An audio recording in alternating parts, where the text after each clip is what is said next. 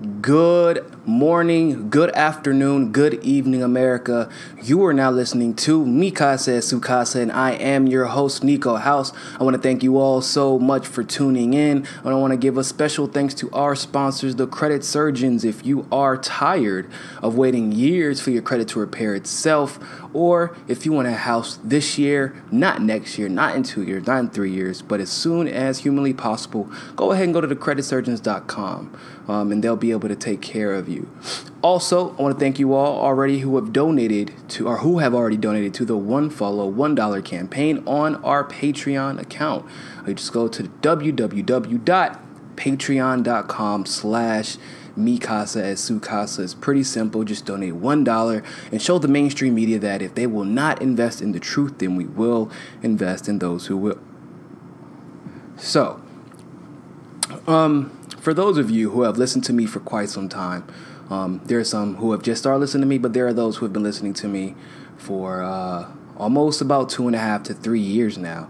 It's been a long journey. But really almost all of my conversations, whether it be with a stranger at a bar or with my close friends, revolve around three questions, really. The government and what's going on with the government, sports, just because I believe that there's a lot that we can learn from sports psychology, how sports are ran, because it's kept in the public eye. A lot of social issues that happen in society kind of take place on the basketball court, the football field, etc., as we saw this year. So obviously I like the competitive aspect of sports because I used to play sports, still do, but also I like the sociology and the psychology that goes behind sports as well, and also just self-reflection and questioning why we do the things we do, why we make the decisions that we make, and how we help others become more self-aware so that they can make good decisions that do not only benefit themselves but better everybody, in the country as a polity and just really the entire world. Because I feel like if we do become the best versions of ourselves, then other people do stand to benefit from that. And I think you all would agree. So while I was having this conversation with a friend of mine, we kind of came to this conclusion. I'll tell you how it started. So we were trying to figure out why the federal government sucks. Period, point blank. We're like, what the hell? Why does our government suck? Why does it seem like we have the same issues over and over and over again?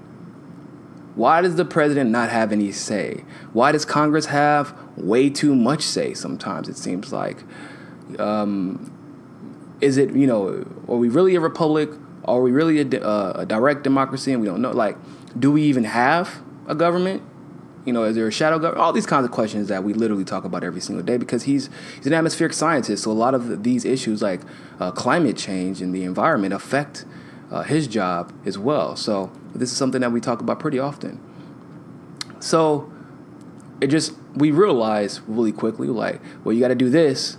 You got to appeal to the lobbyists to get the funding for X. The only time that your opinion as a voter means more to that congressperson or that senator or your local politician, the only time it means more to them is when it could potentially cost them dollar figures. Their next goal is always, how do I win the next election? And at first it may seem like a noble cause, because they're like, oh, if I win the next election, well, I can stay in office and do what my people need me to do. But then after a while it becomes, well, I've established this lifestyle. My livelihood is dependent on this. I don't know what I would go back to if I was not a politician. Things like that. So then we're like, okay, so what's up with the military-industrial complex? Same thing, really. The military-industrial complex is, most of us, when we talk about it, we think of, we just like being violent. And I don't think that we're, as humans, inherently violent unless it comes to self-defense. But I do believe as humans that we're prone to overconsumption. And I'll get more into that a little bit later. But ultimately, we realized after some more conversation that even the military-industrial complex, it comes down to money. War doesn't necessarily make you rich like it used to, because we fight proxy wars now. We fight wars that are technically undeclared, but there's still war nonetheless. There's still bombs going off, bullets flying, people dying, etc., etc. So the next question was, why is it? Why does it seem like everything is, the bottom line for everything in government is about money? And then we were like, holy shit. The government is a corporation. And I used to think personally that perhaps the government had become corporatized in recent years. But I don't think that was the case. I don't think that's the case at all. Actually, I think it's the total opposite. I think that corporations actually based their models after the federal government. Now, some people may have no idea what the hell I'm talking about. Like, this dude's talking out of his ass right now. No, actually, it's not. I want you to consider a couple of things. So, 2 years ago, the CEO of McDonald's was fired. Now, did he do everything in his power to make sure that McDonald's was successful? I have no doubt in my mind that he did. But prices dropped. Stockholders were not pleased. And so when you have a combination of those two things, they weren't selling as much. They had to close a bunch of McDonald's. I know that the CEO has little to do with that. It was the economy at the time and what McDonald's as a brand was doing to perpetuate that economy, not paying being one of the largest employers in the country and not paying people what they deserve. Same with Walmart. And so that's largely what caused a lot of their lack of production, in my opinion. But it doesn't matter. The CEO still got fired. But the CEO can't even make the final decision. Think about it, people. Doesn't he have to answer, or she have to answer to a boardroom? Don't they make and vote on a lot of the decisions that are made? Well, what happens when the boardroom decides to ban, because they think they may know what's best, because of their mutual alliances within that boardroom? And what if they align against the CEO? What can the CEO do? Nothing. The boardroom can vote him or her out. It seems like, isn't that very similar to what the president deals with? Remember, for a long, long time, the executive office was the weakest office in the United States government. Until very recently, until really the war profiteering era. As in, we use war to make money instead of to win territory. Very recently, the president and the executive office became the most powerful office in the government. But before, it was indeed the legislature. The presidents feared the legislature. Now they just bicker back and forth. Now I want you to consider something else. Like we've already figured out, right, that the president is the CEO, and the Congress and the Senate is the executive board members, who usually, if they vote and their vote has enough pull and enough people voted in one direction or the other, they usually get the final say on who stays and who goes.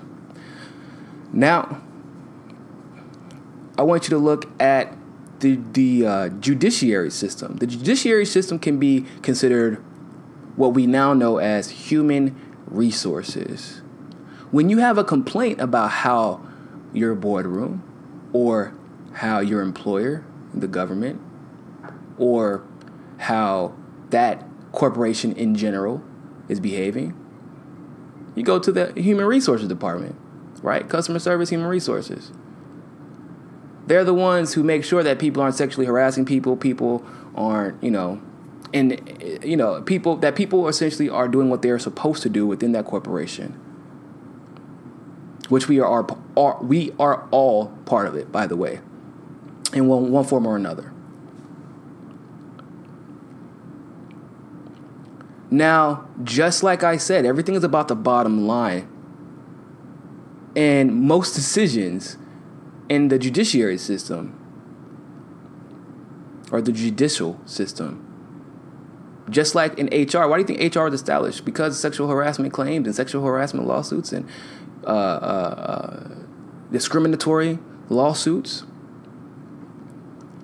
were affecting the bottom line of particular companies. And they did not want to see that happen on a grand scale. So they all of a sudden they start making decisions, based off of, we can't allow this to be widespread because enough people will be turned off by this company or turned off by the setup of this company, and we'll have to deal with a more costly solution later on down the line. So let's nip it in the bud now. Risk management, right? So think of the people, if the president is the CEO, vice president, COO, the legislature is the executive board, the judiciary system would be human resources. What would the people be? What would the voters be? Well, the voters would be the stockholders. Now, don't make the mistake in assuming that would mean that we have a say in something. I own stock, for example, in Best Buy. You think they care about what I have to say? I don't own enough stock in Best Buy for me to have a say. You see what I'm saying? Do you get what I'm saying? The top 1% owns 80 to 85% of the stock in the entire nation. Just because someone from the middle class has a couple of $100 and a few shares of Apple, Google, Amazon, that doesn't matter. What I care about is that guy who has $15, $20, $30, $40, $50,000 in shares. Just like the government, right? So yeah, I want to appease all of my stockholders, but once again, the bottom line, right? And corporations are seen as people. So when in their minds, yeah, this stockholder is important, but Google is more important because they donated $150,000 to one of my super PACs, another $200,000 directly to the campaign, etc., etc. Right? Same thing like with corporations. Yeah, I may be important to Best Buy stock, but the guy who owns $50,000 in Best Buy stocks is probably more important to them. They're not going to invite me to a stockholder meeting. Same thing in government. The president has never had a job to run the country and to run the free world. The operative prefix in president is preside. Collaborate, essentially. Organize. His secondary duty is commander-in-chief.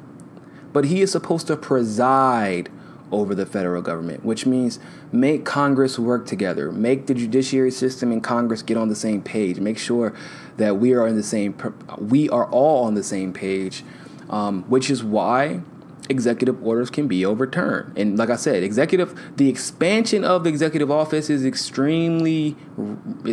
very contemporary. It's recent. Before, they couldn't even do a lot of the things that they could do now as president. But he is supposed to preside. How much power do you really have as president if most of your actions can be overturned by two different branches of government? Very rarely do you see a Supreme Court decision overturned by Congress. And it can't be overturned by the president. You don't see the president able to write legislation. He can suggest legislation, but he can't write it. In that scenario, once again, the executive boardroom is probably the most powerful, especially when they're all united under one, for one particular cause, like with the war in Iraq or Afghanistan. Two things that probably shouldn't have happened, but they were united. And so, no matter what, the presiding officer who presides to get people to get on the same page plays peacekeeper, if you will. He's not going to go against the united legislature 9 times out of 10. When do you ever see that happen?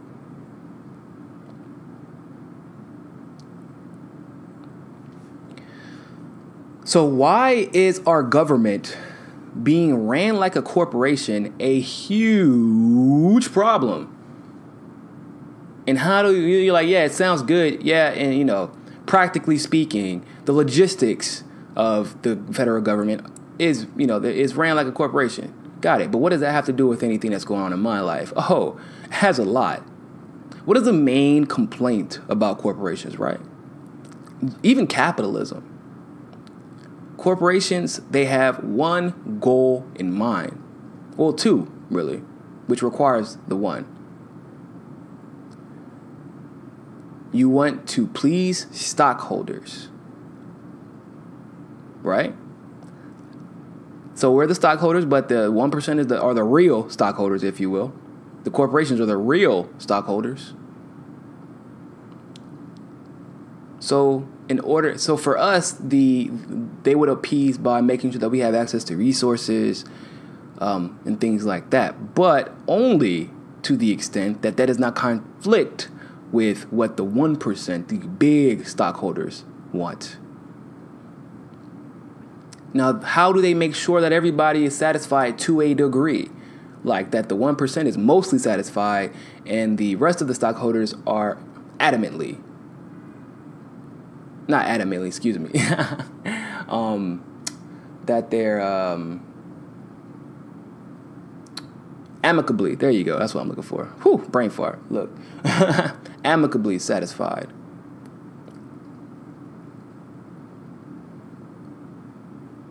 Well, you expand and you grow and you expand and you grow and you expand and you grow. Now, some people, because of the false definition of what we perceive capitalism to be, when it has never mirrored that definition, people think that capitalism is about competition. The free market's about competition. If you truly believe that, ladies and gentlemen, you have not been paying attention at all to the history of capitalism. Look at, for example, J.P. Morgan, the Rockefellers.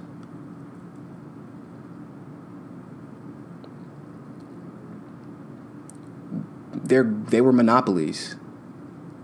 Samsung, Apple, Samsung specifically right now, Microsoft was sued, and by the way, if y'all did not know, they got sued and they lost. They were 95%. They were considered 95% monopoly. AT&T, once upon a time, sued and lost. They were considered 90% a monopoly. That's where all these little subpar phone service companies came from.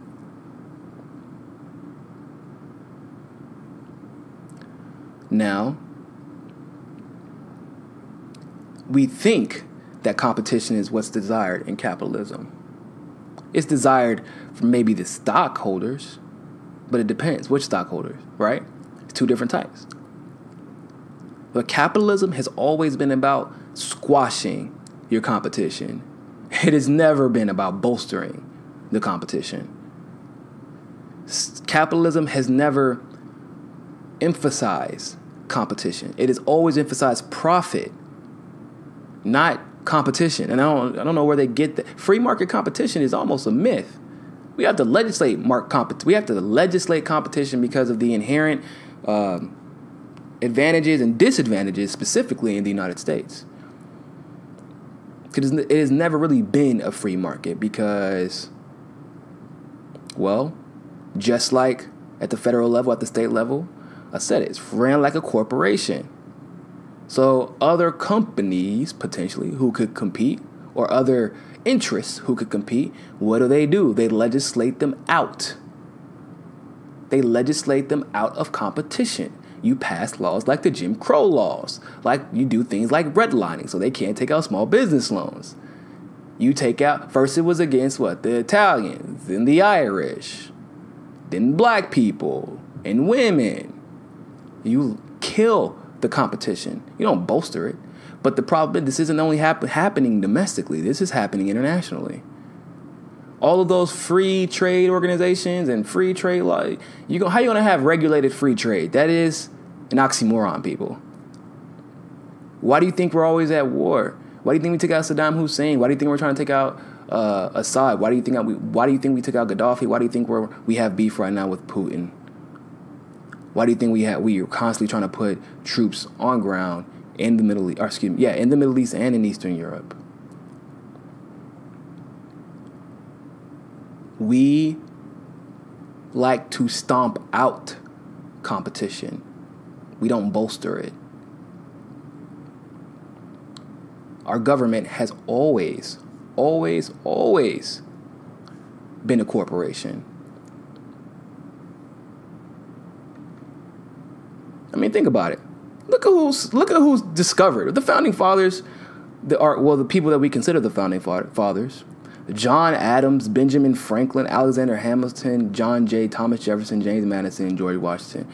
Now, if you know anything about Benjamin Franklin, this man is considered one of the smartest, most intelligent, most politically savvy men in history. Never wanted anything to do with Congress, never wanted anything to do with the Senate, never wanted anything to do with the presidency. I wonder why.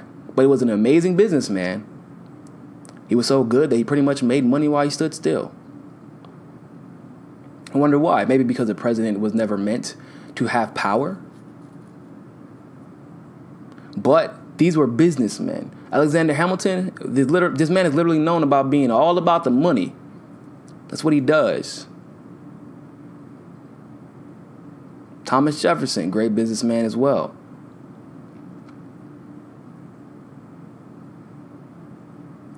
Why is that important? It is important because look who created our government. People who were great businessmen. Not humanitarians, not activists.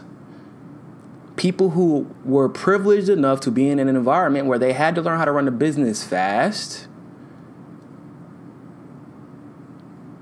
Because, there wasn't like a solid model on how to run businesses.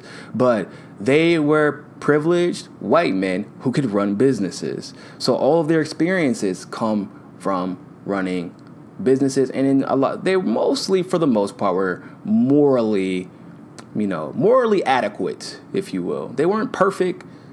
Most of them were racist. Given the time period, you kind of expected that, even if they lived in the North and were educated. However, they were about their bottom line.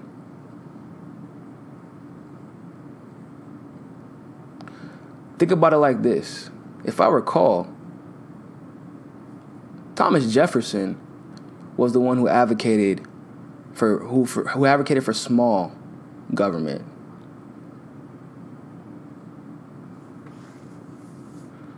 I want to double check that. I'm pretty sure that's the case. Y'all look, I got to go over I got a lot of stuff in one day, so.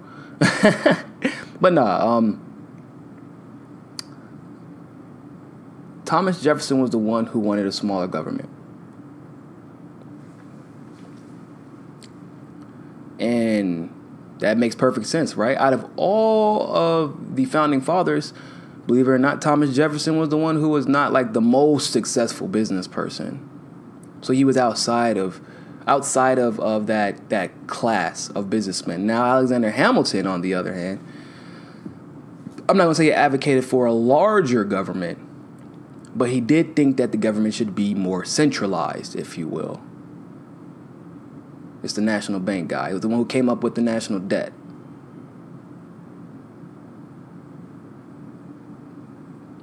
Businessman.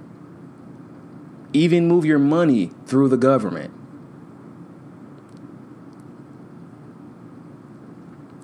So when you have businessmen.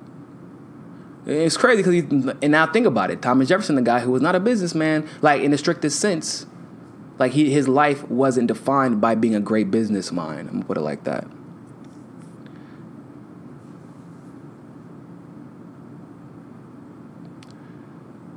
The guy, he was the one who warned about government tyranny if you give them too much power and centralize too much. And look at what we're dealing with. It's crazy, right? But the federal government has always been a corporation. The president as the CEO is always going to answer to two people. The boardroom, that executive board, right? The Congress. And then the stockholders. The important, quote unquote, important stockholders first. Then secondary, what we want. Love to know your thoughts about this. Follow me on Twitter if you do not, at Niko, Niko, CSFB. If you're on Facebook, if you're on YouTube, feel free to comment below. If you're on Podbean, make sure to leave a comment in the section. I would really love to hear your thoughts about this and see what other input that you may have to offer, other similarities to corporations that you may have. But the moral of the story is, I don't actually think that our current form of government and the way that it is built is sustainable. I don't know if it's a matter of our president has too much power or the voters, because it's really a combination of that. It's either the president has too much power or the stockholders at the 1% have too much say, or the stockholders, as in the rest of the 99%, don't have enough say. Or we have not been exercising we haven't been uniting in a way that's effective enough to affect what the president and the legislature have to say. Because even, believe it or not, even the stockholder top 1%, they care about what we have to say. Because if enough of us don't buy in to a particular corporation, then they lose money. And then that stockholder loses money. So they don't want to lose money. And then when they lose money, it's a lot more than what we lose, right? When Hillary Clinton lost, some people felt like, oh, God, I didn't get my first woman president. The people who invested into the Clinton Foundation were like, oh, God, I just wasted millions of dollars. I just lost millions more betting on this woman to win because of her not appealing to her stockholders. Something to think about, right? Let me know what you think. Thank you all so much for tuning in. And always remember, ladies and gentlemen, find your balance. Peace.